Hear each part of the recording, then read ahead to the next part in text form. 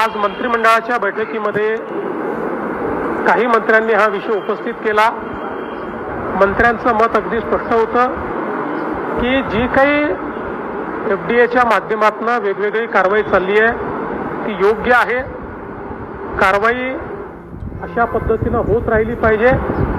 मात्र जे काही आमचे तेलाचे व्यापारी आहेत यात जे पारंपरिक तेलाचा व्यापार करतात त्या व्यापाऱ्यांवर अन्याय होऊ नये आणि गरीबात गरीब लोक जे आहेत जे अतिशय थोडं म्हणजे जे अर्धा किलो 1 किलो किंवा अर्धा लिटर 1 लिटर असं तेल न घेता जे सुकं तेल घेतात त्यांच्यावर अन्याय होऊ नये या दृष्टीनं मार्ग काढला पाहिजे।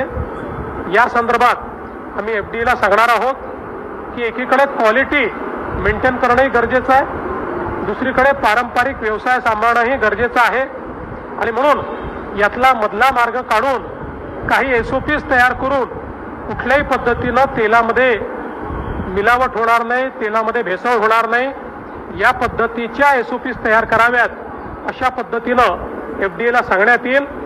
यातनं आम्ही असा मार्ग काढू की कुठेही भेसळ करता येणार नाही आणि पारंपरिक व्यवसाय हा बंद करावा लागणार नाही।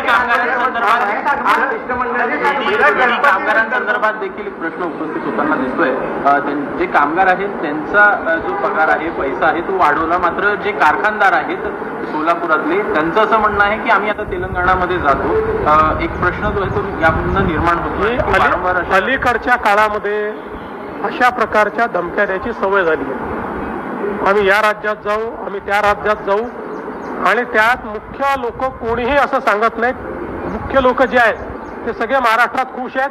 कोणीतरी नेता उठतं आणि मी या राज्यात चाललो त्या राज्यात चाललो असं सांगतं। महाराष्ट्रापेक्षा उत्तम राज्य नाही।